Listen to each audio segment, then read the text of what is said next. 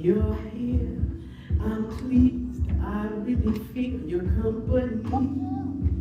Your style, your smile, your pace mentality. Lord, have mercy on me. I was blind, now I can see what a king's supposed to be.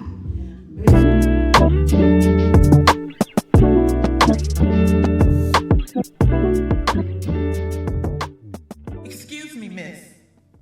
I was in the waiting room when you gave your testimony. And what I realized is that we have an enemy in common. While you were being called to the office again, I was being put out the only home I've ever known. While you were shaking with anxiety and fear over something no one ever wants to hear, I was shaking in dread. Because we all know what happens to little girls that have no home and no one to claim them. I think our souls passed each other by. See, my soul left me a long time ago in a dingy motel room, ripped away by brutal force. It fled, unable to find its way back home.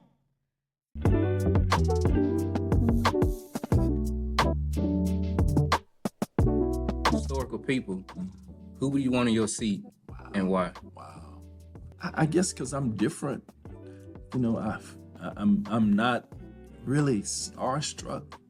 And so it would be hard to really pinpoint anybody in particular. First person that just came to my mind, you know, I mean, if I had an opportunity to cut Denzel, you know, I would. That's a good one.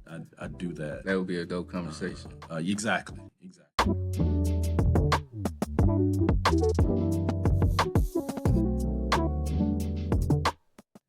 How important is diversity in your work, considering you grew up in a bilingual and bicultural home?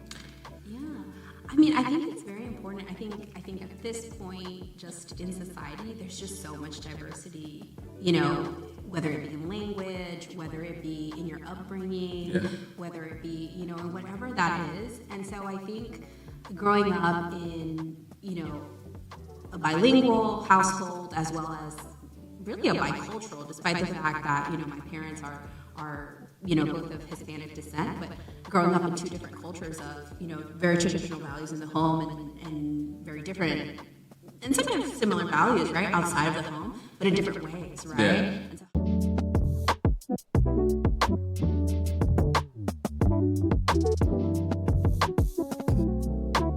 he tests those whom he loves. I pray he continues to love me till my death. I pray he continues testing me and testing me and testing me until I have no questions left.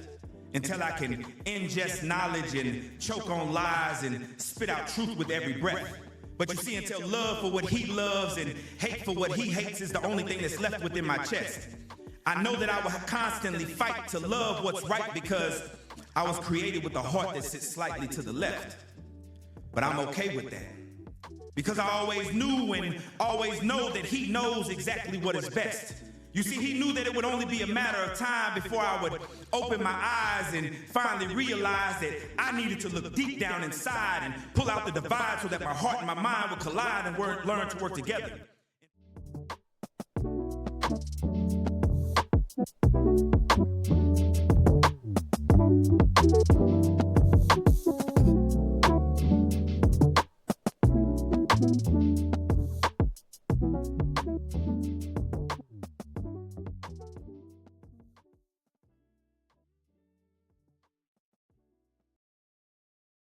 What's going on? What's going on, my good people, online community? We are back for another powerful, insightful episode, Ordinary Conversations with Extraordinary People. I believe we have an amazing guest on today's show, someone I've learned to grow through talking to her and learning what she's about and learning what she does in our community. And so I advise you to buckle your seatbelts. This it's going to be a great episode. But without further ado, got to give her our introduction. She is a faith-rooted healing advocate and creative entrepreneur, author of Hey You, a healing workbook for becoming, belonging, and breathing again. Preparing what she's already released, her part 2, Hey You, the Poor. We definitely want to get into that. I want to know more about that. Also, she is the founder of Grief Can't Hold Me and the creator of the Healing Table live series. I think that's phenomenal. Got to get into that as well. And last but not least, she leads the Teddy Bear Project, bringing comfort and community to those who are hurting. Online community, in-person family. Let's give a warm welcome to Miss Tay Robson. Thank you, thank you, thank you, thank you. Yes, ma'am. How you doing? How you feeling? How your week going? I'm doing well. My week has been a blessing. No matter what has happened this week, God has been so good. So I'm all right. Yeah. I'm glad to be here. Yeah, definitely. I think I got your connection through my sister Rita and trying to get you on the show and make sure that I reached out. And so glad to have you. I think it's going to be great conversation, great dialogue, and just going forth in that. And so I always like to kick off the show, just allowing our guests to kind of walk us through their upbringing, their childhood. What does that look like to them, and how they got them to where they are today? So. My upbringing and child. Okay, so I am the oldest of 4, and Me too. so I am in charge all the time. Yeah. But I think being the oldest of 4 gave me the beginning steps in building blocks of leadership, knowing how to navigate, how to delegate, how to steward leadership, and not just direct and command. So I grew up in a house with my mom, my dad, well, my stepdad, and my 3 siblings. And on the outside, it looked great. We used to be nicknamed the Perfects, but on the inside, it was very tumultuous. Wow. My dad was very abusive to everyone but me. And so that created a lot of trust issues, a lot of trying to figure out what normality looked like. Yeah. And realizing that what was happening at my house wasn't happening at everyone's house. Yeah. And so I remember being a kid I was very quiet. And oddly enough, we're here at a library because we were always allowed to go 2 places. You could go to the rec center or the library. Right. And my choice was always the library. Wow. Wow. So I knew I wanted to write. I think I was about 11 Wow. when I knew I wanted to write. And I would always come to the library for inspiration. Wow. Wow. Well said. You mentioned your father being abusive and showing, I guess, this level of favoritism towards you. And so how did, I guess, you as siblings deal with that, knowing that he was only catering to you? For us as a family, not just as siblings, but as a family, Yeah. I became the person that was able to ask for things, talk to him. He gave me more grace than he gave the others. So when we needed something, or if there was something that needed to be said or had, I'd, go ask. And I would always get it. And so even with my mom, and which was very odd, even my mom, we got to the point where my mom would be like, go ask your dad for this. And not growing up with him as a biological father, he was my stepfather. And the only father I've known in home, it got to be challenging. You don't realize that as a kid, but by the time I was about 15, I knew something was up. I was like, wow, that's just so odd. Yeah. So I was able to stand up in ways that other people in my family couldn't. I was able to push back in spaces where they didn't. Wow. They didn't have that authority. Wow. I guess, how did your siblings look up to you? You mentioned being the eldest of 4. I'm the eldest of 4 as well, trying to be the leader for them at an early age, trying to pour into them, trying to guide them and mentor them. How did you handle doing that for your siblings? I think it wasn't, I don't want to say it was easy, but it came naturally, if that makes any sense. Yeah. I'd been doing it since I was essentially born, and they were born after. My mom worked a lot. She would always have a job and then a second job. And so when we met my stepdad, that dynamic changed a little bit. But in our world and in our bubble, I was still very much the leader. Wow. Same here. Similar story.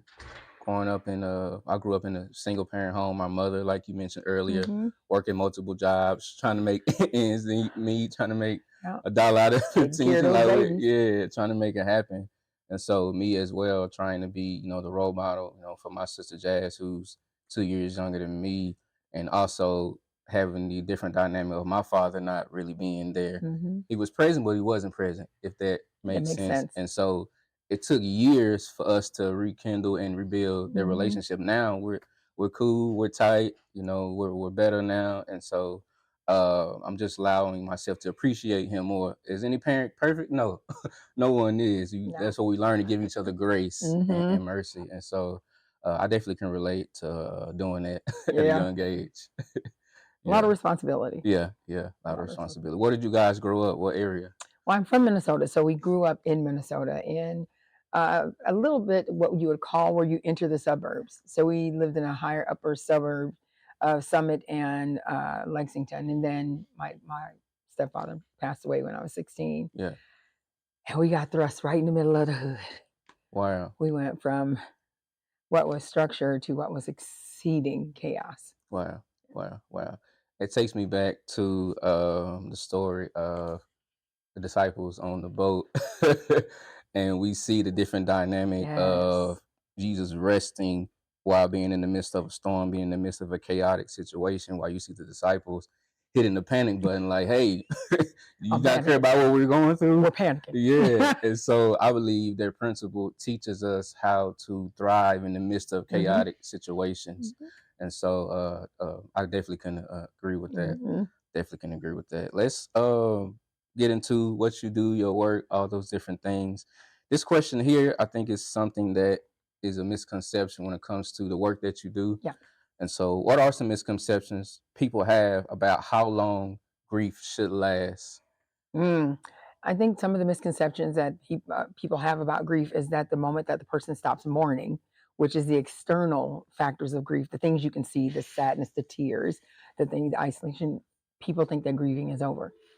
They don't realize that mourning and grieving are very different. Yeah. Mourning is the external things, the outward things that you can visibly see and observe, where grief is the collection of feelings that you're still experiencing on the inside. Wow. Well said. And so I think that the expectation of length of time is very skewed, because you can mourn for a short time and grieve for a lifetime.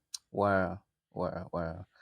Yeah, I definitely can attest, when I was studying your bio, seeing the work that you do, even for myself, the people that I had lost from 2017 up until now, like you said, it's a process, and grief looks different, for everybody. Yes. But thank God that I'm getting through it. Thank God for community. Yes. People that surround me, people that's in my circle, from my parents to my siblings, from my staff. We're one big family here, man, and we've shared things with one another to help us get through those tough times. So, yeah, grief definitely could be a tough thing, but Yeah. I feel like as long as we're still breathing, there's another chance to get better. Put one foot in front of the other, like my grandma would always say. One foot, one day at a time. One day at a time. Yeah. In your work, what have you noticed about the way grief impacts family dynamics in regards to family? Well, what I've noticed, especially now being a child loss survivor myself, and now being positioned to talk to and engage with all kinds of loss and grief, especially that of a child, I noticed that it ratifies the entire family. Grief is one of the conditions that touches the whole of the life. There's no place that grief does not touch in your life. It changes everything. It ratifies everything. It adjusts everything around that missing space. And so what I see in families is there is a lot of people positioning themselves. I'm dealing with your grief, so my grief is on the back burner. I don't get to me because I got to get to you, especially if there's a loss where there is a spouse and you're going from you to me, us to me, or and then how does that impact the way you engage with your children? Because you don't get to be first. You've got children who have also lost a parent, or you've got kiddos who lost a sibling. So oftentimes, especially for the parent that loses a child, or the individual who has children that loses a spouse, and therefore you find out that they're usually the last to grieve. Yeah. Well said. I definitely can attest to that. My mother lost both of her parents, my grandparents, Reverend Paul Coleman, 2020 of December, and then my grandmother, Ola Coleman, in 24 of last year. And so you mentioned putting yourself on the back burner to cater to others. That's what she's been doing. She's the youngest of 5 siblings, and so she's been trying to make sure that they're taken care of. How you doing? How you feeling? Do you need help with anything? And she's always been that way. And so I'm learning to also, in these moments, to just take time to reflect on some of the values and memories that they instilled in us. Of course, grief is hard, but those values, the wisdom that they poured into you, I think those are things we should cherish and hold on to the most. And so, yeah, definitely trying to be there, even for my mother. I don't know what it feels like to lose, because they're both still here. but I'm doing what I can as a son, Yep. to make sure that, she's comfort, Sure. and she's heard. So yeah, I definitely agree. You have my condolences. Loss and grief. I think that sometimes we try to compare. Oh, I've lost this, but no matter what happens, I didn't lose your mom. I didn't lose your dad. You didn't lose my daughter. It's always going to have a facet of nuance. It's going to be very specific and individualized. Yeah. Even though we are experiencing the same condition, it isn't for the same reasons, and it may not have the same outcome. Yes. And so it's like I think we try to bond over that, but sometimes it's like, I get it, you lost your child, but you didn't lose my child. Yes. And Yeah. so there's still that nuance. Yeah. Yeah. And even for me too, starting this journey of therapy, I started, a couple good months for ago, and you. so it took a while. Good for you. Yeah, it took a while, but yeah, just really trying to continue to be the better version of myself, because I believe that's what my grandparents would want. That's what people that are close to me will want for me to continue to move forward. As long as I have the activities of my limbs, that means I can get better. And so I took the initiative, like, you know what? It's hard, but I can't sit in this. I have to find a way to go to those therapy sessions and get it out, and talk it out. And I believe it's helped me so much, these last couple of months. I'm glad to hear that. Yeah. It's been great. It's been great. Let's talk about this healing table and what that consists of, and the live sessions, and where did that come from? So Healing Table with Tay is a TikTok live stream that I do Saturdays at 8. That's cool. And it was birthed out of Hey You. It's the Hey You Healing Table with Tay. And it came from the pursuit of healing. I think a lot of times, you said it, we can't get stuck there, but we do. We get stuck there because we are oftentimes conditioned to believe that moving away from our grief means forgetting the people that we lost, not honoring them. But in reality, God is the God of the living, and healing is for the living. Wow. Well said. And staying stuck doesn't produce anything. It doesn't heal life. It doesn't steward life. It doesn't give you the greater purpose. And so, but we are convinced that I have to stay hurting, because as long as I'm hurting, I'm still remembering and loving and holding space for the person that's here. But in reality, those people that love us oftentimes would not want us to stay there. The pain is overwhelming. It's great. And when someone loves you, that's not what they want for you. And so Healing Table with Tay was birthed out of that. It was, people were like, you need to say these things, Tay. And I was like, I said them. I said them. But they're like, no, it's something more powerful about being in this space with the person, sitting with, holding space for each other, and hearing those things. Wow. In community.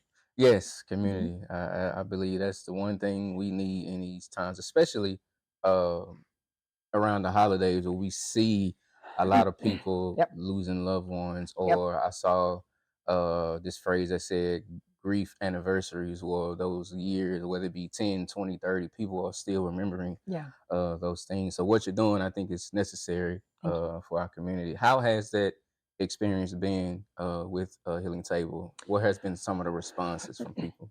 Some of the responses from the Healing Table are growth. You hear people say it all the time, like, I love it here.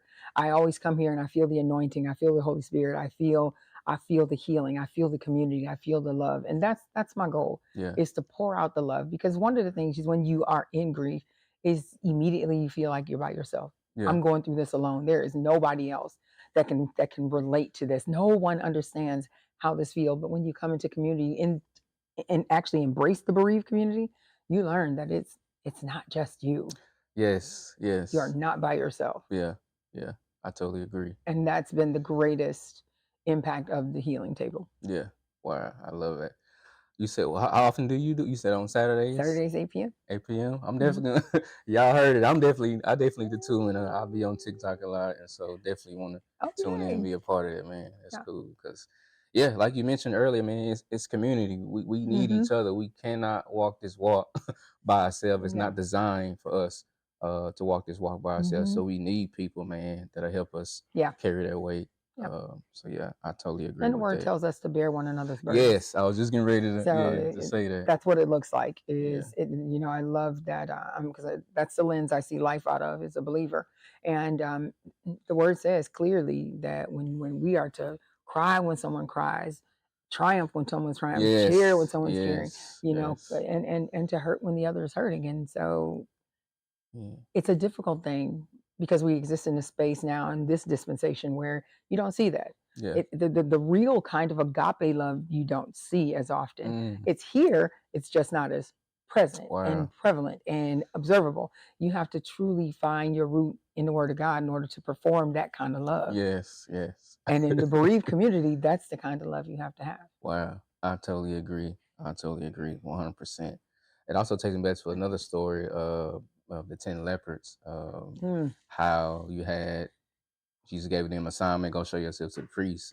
And scripture says, as they went, they were healed. And so to me, that gives the principle of even though I'm hurting, even though I'm yep. going through this pain, even though I'm frustrated, even though I don't understand why this happened, Yep. I still have to continue to Yep. move forward in this. I heard one phrase, I was watching a video of Kirk Franklin, and he mentioned the phrase of being a wounded healer. Yes. Even though I'm wounded, Yes. I still have to allow Mhm. myself to move forward and get the healing that I need. So yeah, Yep. yeah, I totally agree. Many of us are wounded healers. Yes. Yeah. Yes, many of us are. Uh-huh. Yeah, but like I said earlier, we can't get stuck there. You Mm-mm. said that too. Mm-mm. So Gotta keep moving. gotta keep moving. Uh, how do you feel? How do you help people feel safe enough to tell the truth about that pain? You know, creating that safe space where people are comfortable enough to share. So the way that we create safe space, especially at the healing table and around grief, is that you recognize that you're there to hold space. And what does that look like? That means being anchored to something greater. Don't come in hurting. Don't come in bleeding. We want to make sure that we've taken care of ourselves first. That way you have the capacity to be available to somebody else. You Yeah. want to make sure you're anchored. Also, we don't fix. It's not about fixing. Mm, It's about holding space. It's about observing. It's about walking alongside. Companionship. It's not about fixing. wow. It's not Wow. about judgment. It's about saying, wherever you are, I'm going to show up and meet you there. Yeah. And I'm going to take the steps that you take. Wow. You lead. This is your grief. The griever leads, not the observers. Wow. Those are the watching, those are the listening. I hope y'all heard that, man. Wow, that's well said. I never heard it put that way. Yeah, and we don't lead. If you've come into this space with somebody, let them lead. Wow. It's their grief journey. Yeah. But it's also their healing journey. Yes. And where there is, and I think a lot of times we do that because we're uncomfortable. Nobody's teaching us about grief. You don't learn about grief until grief enters your life, until loss comes to your life. Then you're like, oh, I got to learn all I need to know. But if we were taught those things, we have at least the resources to pull from. Yeah. We may not be fully prepared, but we at least have some tools. Yes. And one of the things that really troubles people is if you just, it's like, I don't know what to do. I don't know what to say because they're uncomfortable. We're so uncomfortable with somebody crying. We're so uncomfortable with somebody hurting because oftentimes with loss, it's a hurt you can't fix. Yes. You can't change it. Yeah. But if you go in knowing that grief is love with nowhere to go, and where there is great love, there is great grief, then you change the lens, you change the perspective. Wow. Instead of seeing it as just pain and hurt, you're recognizing that this person is still expressing the love that they have for whoever is absent. Wow. Well said. Well said, Tay. Well said. Let's get into these books here. Let's talk about your first one, Hey You, that journey, that process. What space were you in at the time? What was that look like then? So Hey You was started 8 years ago. Yeah. And it was started the year before I lost my daughter. I'm a coach. I'm a life strategies and now grief support coach. And so as a life strategies coach, I wanted to create a tool for my clients so that when we ended session, you still had a tool that you could continue the healing, the progress. And I authored the best piece of advice, not my best work, but a great tool. And shortly thereafter, I was like, I got to get the next installment. And I started working on Hey You. Little did I know that only a year later, the greatest loss, greatest tragedy of my life was looming. And And April 21st, 2018, I lost my daughter, my oldest, my first. The thing that God gave me so that I started to make different choices and decisions. I started choosing what kind of mom I wanted to be, how I wanted to support her, how I wanted to show up for her. And um, she was just the catalyst for so many great decisions in my life. Wow. And so when that happened, the enemy stole my words. I'm an empowerment speaker, workshop facilitator, and I couldn't do any of it.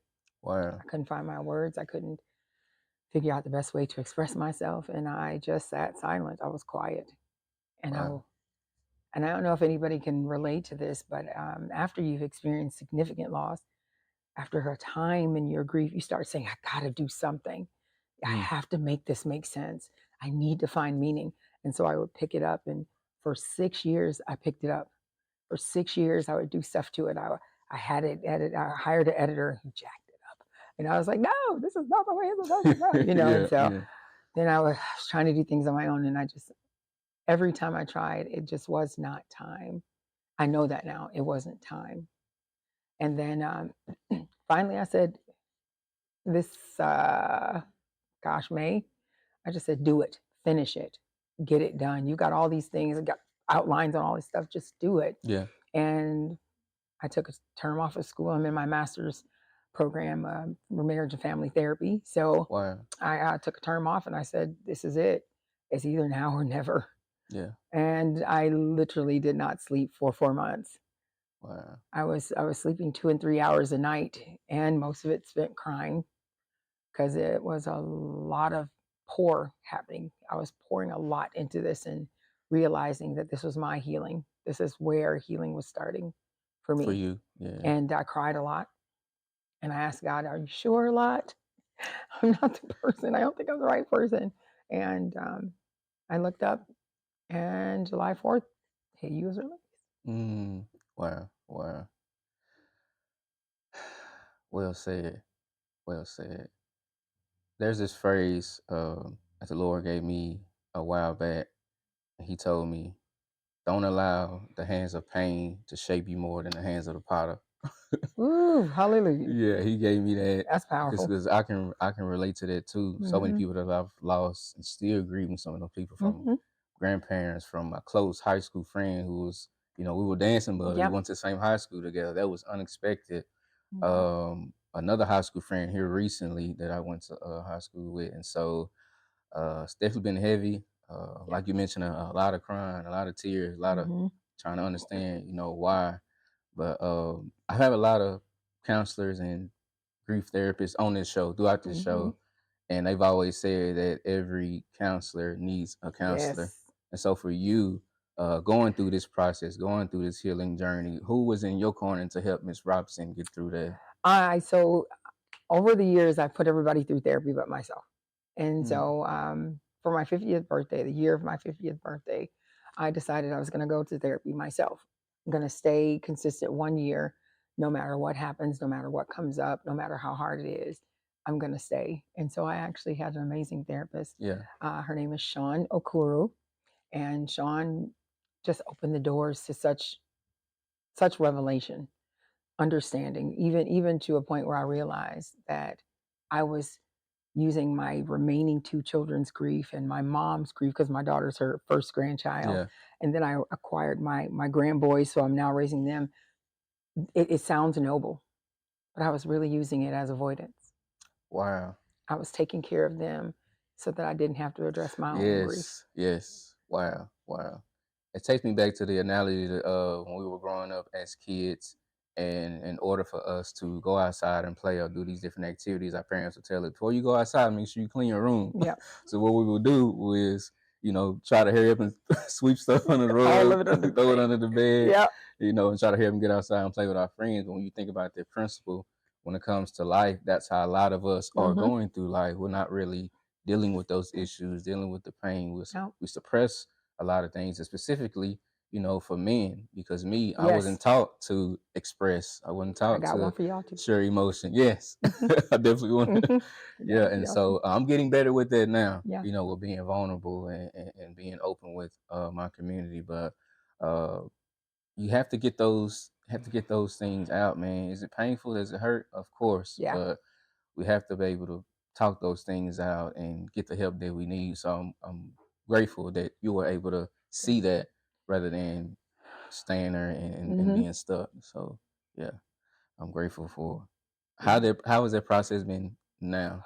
How are you now? It's been sobering, and I say that in the spirit, not meaning alcohol, but sobering, Yeah, meaning yeah, yeah, yeah, meaning awakening. yeah, Like, dude, you cannot. At some point, you're going to crash and burn yeah, if you don't start dealing with your own stuff. And so, with my boys now, her boys are now. We just had a birthday on the 20th. He turned 10. That's her youngest, yeah. and tomorrow is Deja's birthday, Wow. my baby that I lost. And so over the time as I've watched this transition, realizing that I had to take care of myself, all the things that we think that we need to do, we don't realize or even remember or recognize that they don't get done if you're not here. Wow. You're Wow. chasing all these metrics, you're chasing all these measurements. But guess what? None of these things are able to be done or completed if you're not here. So the person that has to be foremost cared for is you. Yes. I totally agree. But we don't Let's see it say, that way. We yeah. think that putting ourselves first is selfish. But self Mm, first is not selfish, yeah. Yeah. depending on what spirit you're doing it in. Now, if you're being selfish, yes, but if you're doing it so that you can continue to sustain the spaces that God has assigned to you, that's not selfish. Yeah. Yeah. Yeah. Yeah. That's not selfish. Yeah. That's wisdom. Yeah, that's wisdom. You think about Jesus himself, there were times where he had to steal away to be refilled, to be Yes. poured into, because there was pressure, there were crowds, people Mm-hmm. wanted to know who he was and what he Mm-hmm. stood for. And so there was times where he did that. And so if Jesus himself can do it, we should be able to practice the Yep. same things. And so yeah, That's the model. yeah, that's the model for us. Mm-hmm. Yeah. Losing your daughter, I know that was tough, Yep. heavy. How has that shaped you in regards to motherhood and helping other mothers get through seasons like that? Losing Deja changed my life. You don't, I've gone through different things in my life that changed that aspect of my, that changed that part of my life. But I'd never been through anything that changed my whole life, Yeah, that shifted my identity, that affected my worldview, that toggled with my faith, my spirit, all the things. And it changed me. One, it taught me that I'm rooted. Because I mm, told God, I remember the day I bought my house, I got the boys. I was like, Lord, I need more space for these kids. So I bought a house yeah, the following year after my daughter's loss. And I remember being in the laundry room folding clothes. And I just slammed the shirt down and said, I am so mad at you, mm, but I'm not going anywhere. There's nowhere for me to go, God. I have nowhere else to go. So I cannot leave, and you cannot leave me mm. because I have nowhere else to go. So you and I are going to have to get through this because I don't think that there's anywhere else that I'm going to survive this. Wow. I cannot leave. And I knew at that moment that I was okay. In faith, I knew I was okay, no matter what the enemy was trying to do. Because again, it's the most vulnerable condition. Yes. Grief is Yeah. the most vulnerable condition. Yeah. But I knew I wasn't going anywhere. I knew no matter what happened, God was still good. And there was still a plan. I Mm. knew that. That's the one thing that this grief has taught me, is that I'm rooted in, no matter how trying this gets, God is still good, Mm. and He still has a plan, Yeah. I and totally that I'm agree. sure of. Yeah. Yeah. Have to be sure. That's Mm-hmm. another level of faith. Mm-hmm. That's another level of being anchored, like you mentioned, in God.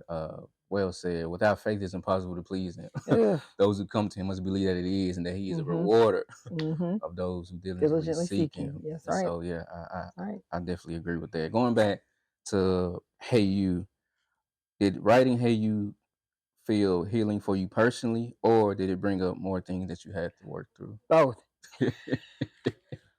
Both. Wow. Um, oh my gosh, both. Yeah. It was healing. It was pouring. It was releasing. It was all the things that you hope that you receive throughout your healing journey. You hope that you can release. You hope that you can let go. You hope that you can reframe. You hope that you can reshape. You hope that you can accept.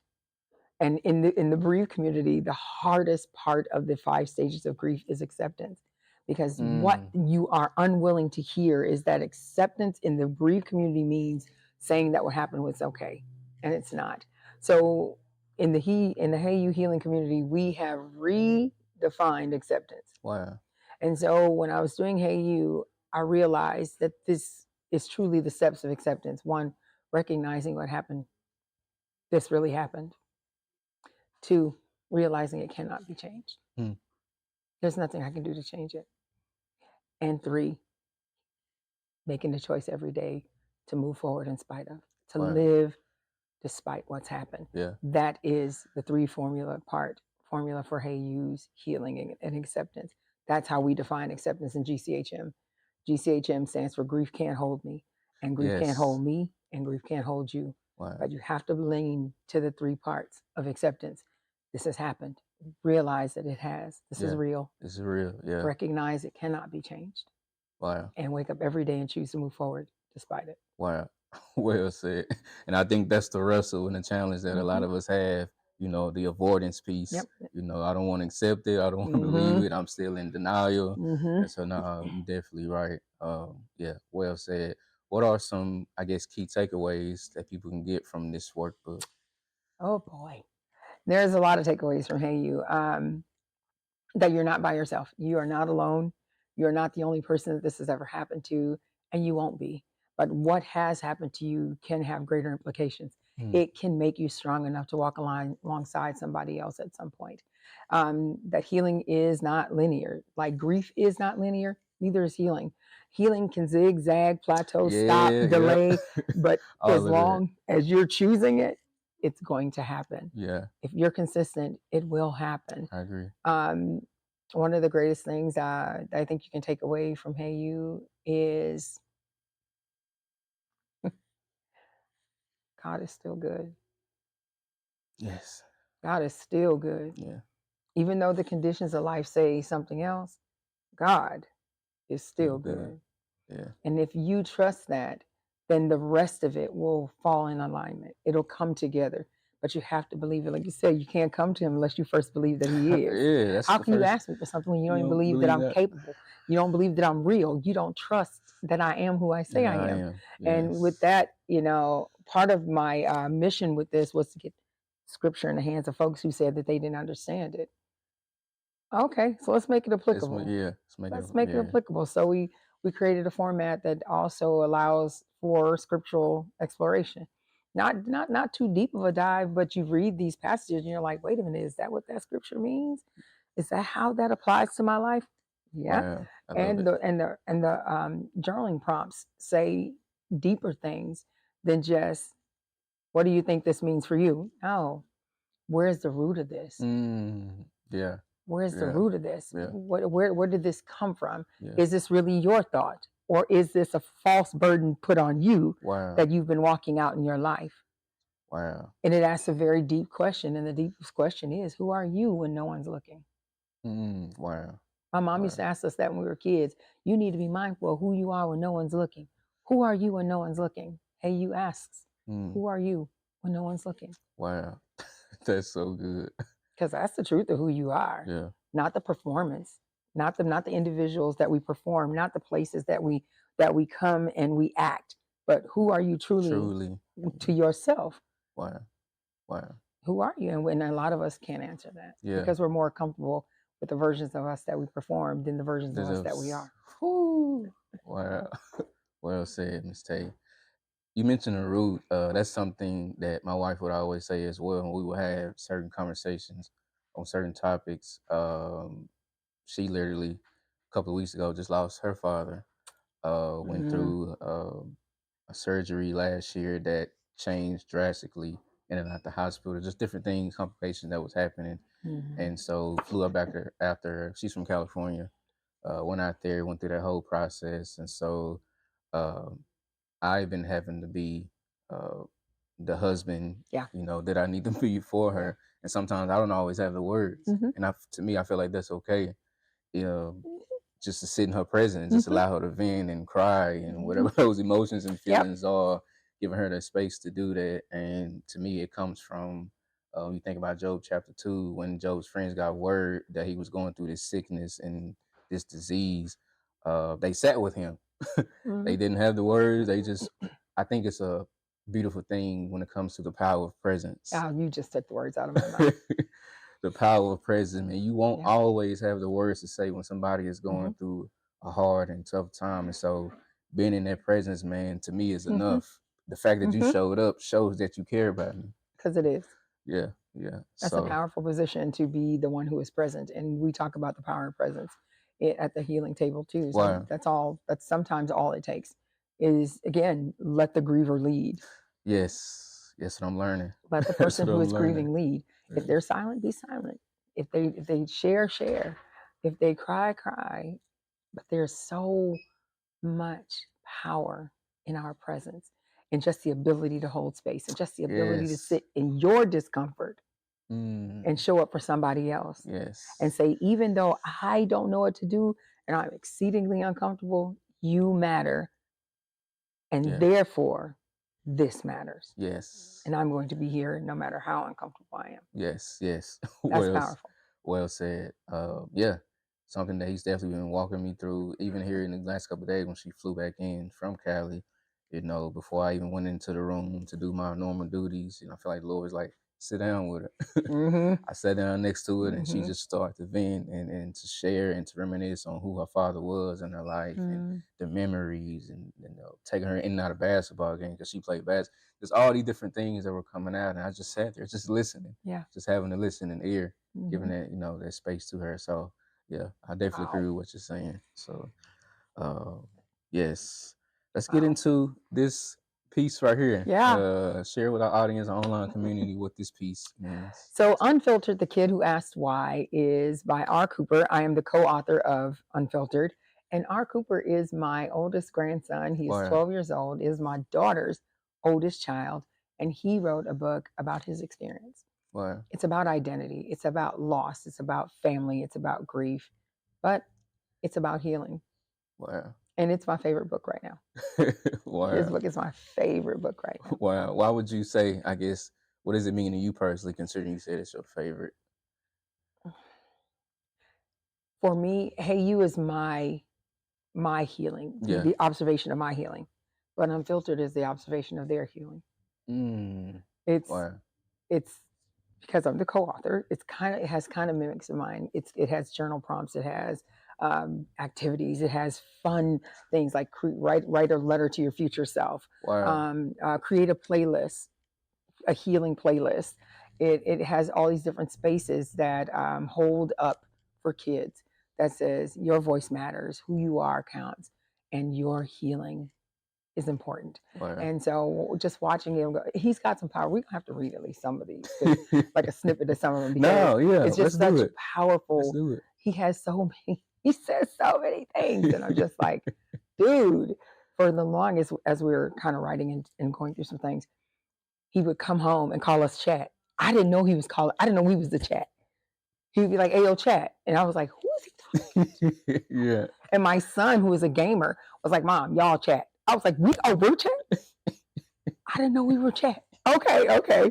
But it's gamer speak. And some of Hey You, some of Unfiltered is written with gamer speak, and so finally I got to the point where he was like, "Hey, yo, chat." I was like, "I'm not chat, but I hear what you're saying." But it has so much healing from his and his brother's perspective. Wow. It's just, this was the funnest. I had so much fun because these stories are real. Those are his experiences. Those are their experiences. And it was just like, that's what y'all doing in the room. Like, but it's all love, and it's his identity. Yeah. And it's him saying, "This is me, and I'm not going to apologize for that." Yeah. Wow. Yeah. Let's grab one and see which Let's one. do Unfiltered. Give our audience, man, some of those. Since we're talking about Unfiltered, let's chapter 1, Too Much But Built Different. They say I talk too much, like my words are a problem, like my thoughts should come with a mute button. But what if I just have a lot to say? What if my brain is like a crowded hallway, doors flying open, thoughts spilling out, and I'm just trying to keep up.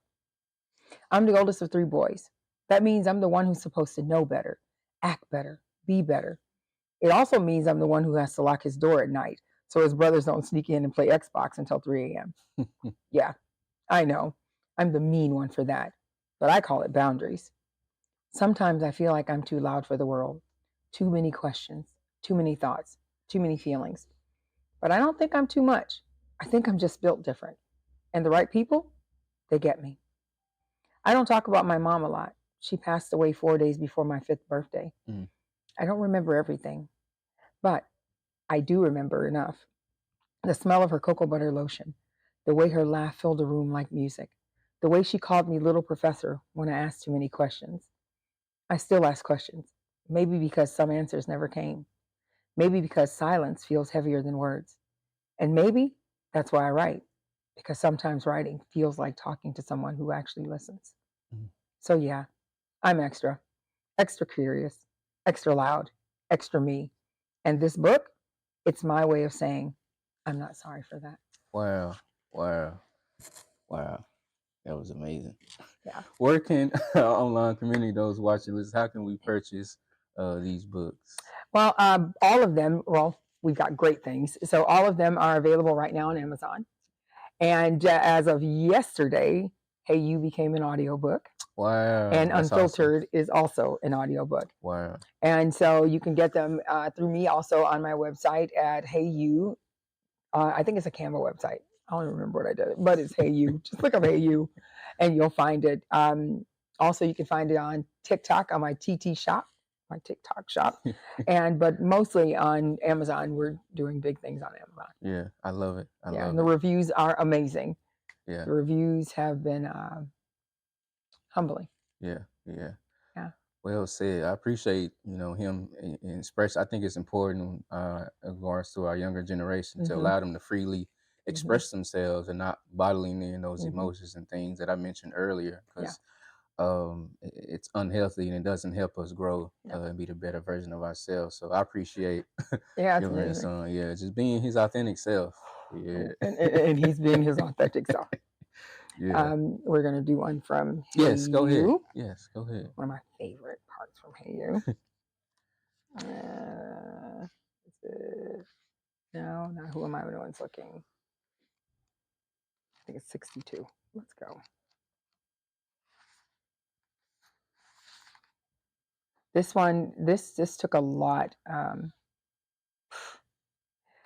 This taught me a great deal about myself and who I was becoming. Right. And the themes around it, becoming, belonging, and breathing again, are because they were the hardest things to do after losing my daughter. Yeah, I was seeing that in the title. It was hard to breathe. It was I didn't know who I was. I didn't know that even amidst this entire process, I was still becoming. And I was looking for my place to belong. But the place that I needed to learn that I belong was to myself. Wow. And breathing, well, if you've gone through a significant loss, it's just the simple act of taking a deep breath is difficult. It's difficult, yeah. It's challenging. So I wrote this in a workbook fashion because if I write a regular book, then you read my journey. You observe my healing.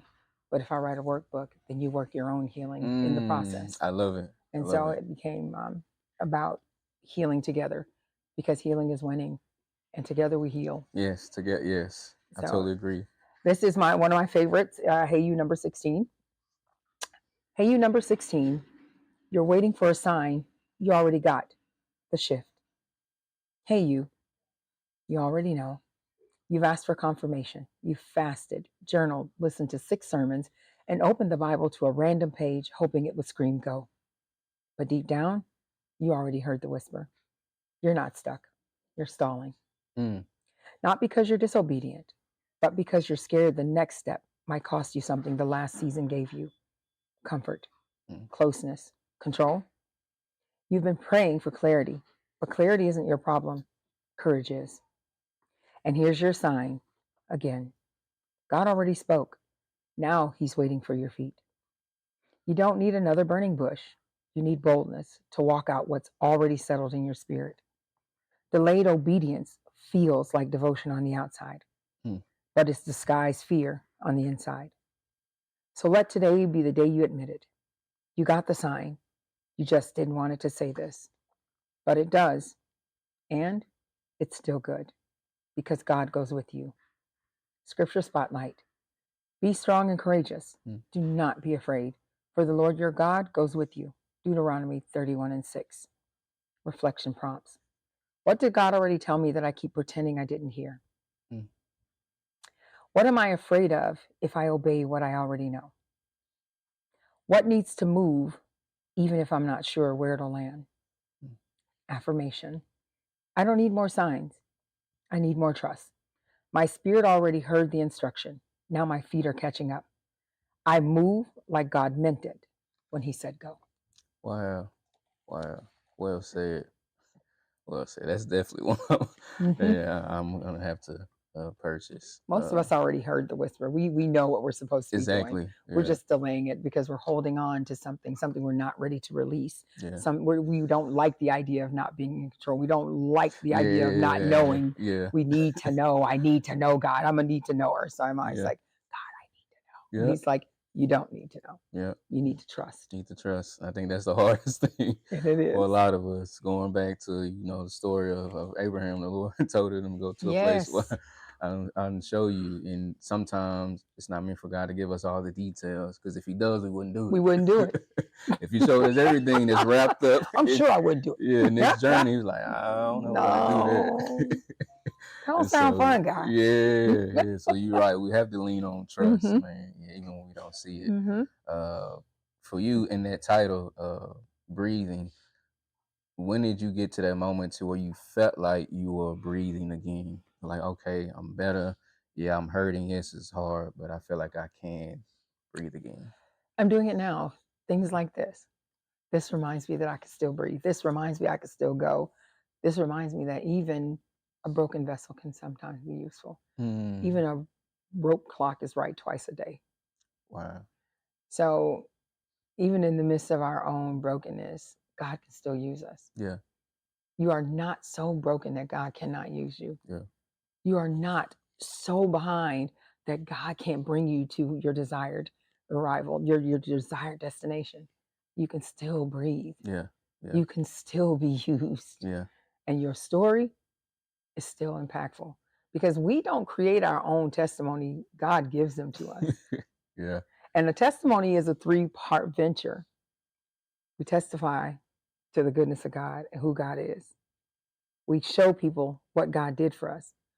And we now become the marker for what God can do for you. For what he did for me, he can do again. Yeah. And that's the beauty in being able to realize, like, no, you can still breathe. You can still keep going. Yeah. I totally agree. Another phrase, you mentioned brokenness. I've heard this a lot on social media, that broken crayons still color. Yes. Yes. Even though there's a crayon and it's broken in half, you can still use another part of it to still color and fulfill whatever you need to fulfill. So, well said, man. I believe the Lord can still use us, even in our brokenness, even if that means him putting us back on the potter's wheel, pulling those things off and shaping us and molding us, even when it's uncomfortable, even when we don't want to go through it. It's meant for us to become a better version of ourselves. Before we close, let's get into the new release. Came out a few days early. So those that are watching online community in person, let's talk about the new release. So the new hey, and first of all, hey you is my signature greeting. When I meet people, hey you, that it's just, if you know me, then you know. Yeah. That's my signature greeting. So this entire 5-book Healing Workbook series is Hey You, and the Pour Book 2 is another part of the Hey You healing journey. Yeah. This one has a more grief focus. It's more of we're focusing on the purpose that comes from your loss and the pain and the light that remains, and how you can find the glorious light in the worst day of your life. And it's got one of my favorites, grief is not your address. And so it's a powerful, powerful passage that says, grief is a moment. This is not where you unpack. This is not where you live.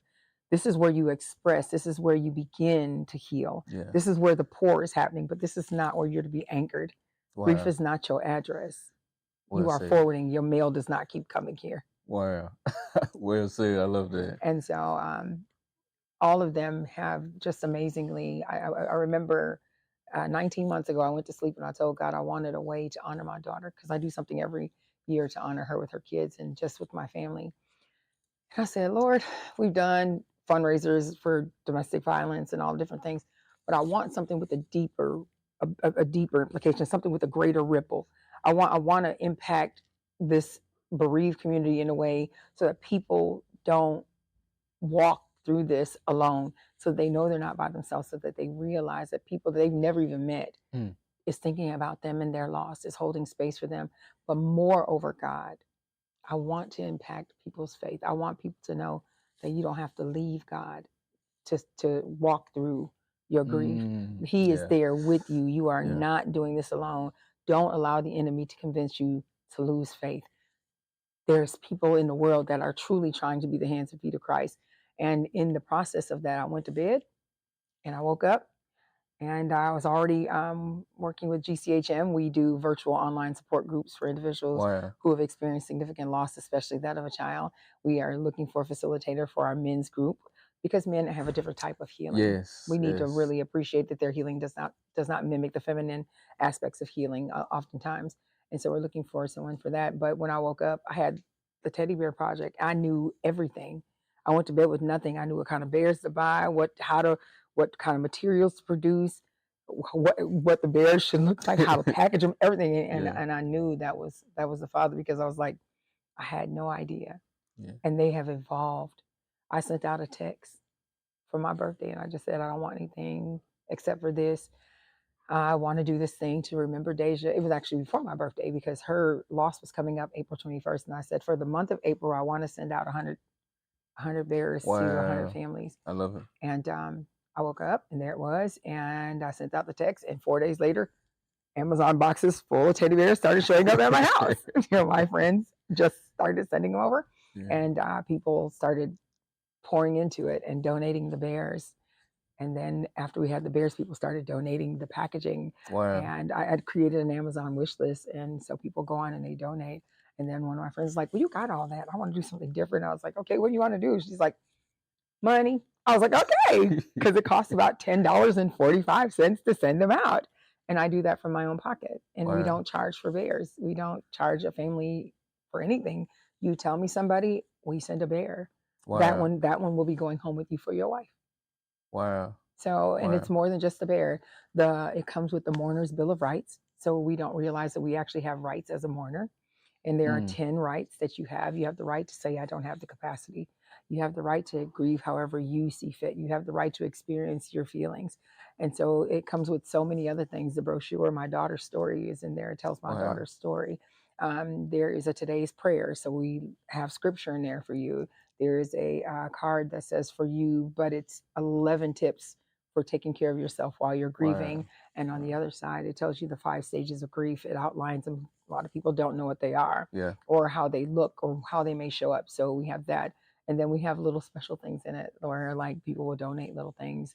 One of the ladies donated some little angel keychains. Another one, a stress ball that says, you can do this. Just all the different things. So as people donate, we send them out. And right now, today, we are 300 bears in 18 states. Wow. That's amazing. And we still need you all's help. Like she said, we still need you all's help and support. That is amazing. That is well put together. And you mentioned it earlier. We are in the season where grief is the highest, depression is at its lowest, and unaliving oneself is running rampant. And so these show up at homes at the right time. God is so strategic. We've had them show up. Did somebody tell you that this is my baby's loss anniversary? Did somebody tell you it was my birthday? Did you know that this was my daughter's favorite color? However, they get where they're supposed to be, and they reinforce faith. They help people in the weariest of times to not faint, to realize that God is ever present. You don't know me. You've never met me. I've never been to some of the states, so, and here it is, this person that you've never met shown up. No, I didn't. I was obedient. and that's it. Yeah. And it arrived in the time that you needed it. So God could tell you, do not become weary. Yes. Do not faint, but hold on, because I am still with you. Wow. I got you. You just have to trust me. Yes. Well said, Miss Tay. This is amazing. I know my wife will definitely appreciate that, man, and helping her get through this this process. Before we close the show, got to get to my favorite segment of the show. What's your library joy? As we kind of talk about our experiences with libraries, growing up in libraries, and also getting Miss Tay's insight from our beautiful library expansion displays and what she would be excited to see. And so, Miss Tay, just kind of share with us your experience with libraries. So my experience with libraries as a kid is, again, I said my dad would say you have two choices. You can go to a library or you can go to the rec center. And inevitably, I would go to the library. I am a book collector. Book in hand is my favorite kinds of books, although I've branched out into the audiobooks and some the Kindle books and things like that. But my favorite is the way the library smells, the way it looks, the way it feels, how many voices there are here, how many stories that change lives, that are impactful, the way that these different stories create the pivots of our life. Mm. And so I'm a library lover. Coffee shop, libraries, bookstores are my favorite places, but mostly the library, because I was a kid who, this is where I became. This is where I knew what I wanted to do. Wow. When I would come here, the stories would captivate me and take me away from all the things that were happening at home. Yeah. And all it would take was just an amazing story. And for whatever length of time that I read that story, I was free. Wow. Well said. Well said. It's funny you mentioned the word free. I had my Pastor Bishop Sherman Allen on a couple of weeks ago, and he mentioned how when you were reading certain stories in the library, it takes you on a journey that you've never been, whether you are in Minnesota or whether you're in Arkansas, whatever it is, it takes you on this journey of reading it and finding yourself in the story. And so, well said. Even here at this library, one word to sum up who we are and our culture here is family. Yes. We treat everybody, the same, no matter who comes through these doors, and just giving that hospitality, loving on them, engaging in conversation, and then we laugh and joke. It's community. We want to make sure people can come in here and have that safe space and freely do what they need to do. And so I definitely had a great experience working here. We have a great staff, we have a great team, man, and we help one another as we continue to push this thing forward. So before we close, I showed you our display. So what would you be excited, I guess, to see happen? I'm actually excited to see all of it. Why? Because I feel like the libraries are the forgotten treasure of our communities. This is it, just like we have our Boys and Girls Clubs and our other spaces for kids. Right. This is a pinnacle. This is a steeple place for kids. I love all the youth things that I saw happening on there, but I also love the expansions, allowing for the podcasting, allowing for people to come and do some expression, having that space where we're moving into those quantum leaps that we see in technology coming to the library. I love that. I love that there's actually being a focus on this, that this is a priority. Yeah. Because we forget oftentimes. I just took my boys and got library cards out at the library nearest to our home, and it was like, people don't realize there's so much wealth, so much value here. This is where you can come and literally, everybody love that term, level up. You come to the library, you level up. And so for me, just seeing all of it, and saying, they're going to pour this into this place, making it more visible, making it more acknowledgeable, making it a safe place, making it more appealing to the community. So I loved all of that. I'm excited to be a part of that as the best way that I can be. Yeah. Appreciate you, Ms. Tay. Well, today was a great show. Thank you for sharing your heart. Thank you for sharing your vulnerabilities. Thank you for being transparent with those who are watching and listening. It definitely has helped me. We've had multiple counselors on the show, and it's definitely been therapeutic for me as well. So I appreciate you sharing your stories with us on today. Thank you for having me. I'm so appreciative and grateful. I'm thankful because I know that some things are divine. They're anointed. They're appointed, and I think this was definitely one of them. Yeah. This was definitely one of them. Yes. This is Ordinary Conversations with Extraordinary People. We've definitely had an amazing show today, from laughter, from joking, from dealing with the inside, from our emotional Yeah. state. It's definitely been good. Great dialogue, great conversation. So, Miss Tay, I just pray that you continue to keep moving forward, keep blessing these families, especially with this Yeah. bear concept. That's powerful. So, Yeah. we will see you guys next week. Happy holidays, happy Thanksgiving. We'll see y'all soon, man. Peace.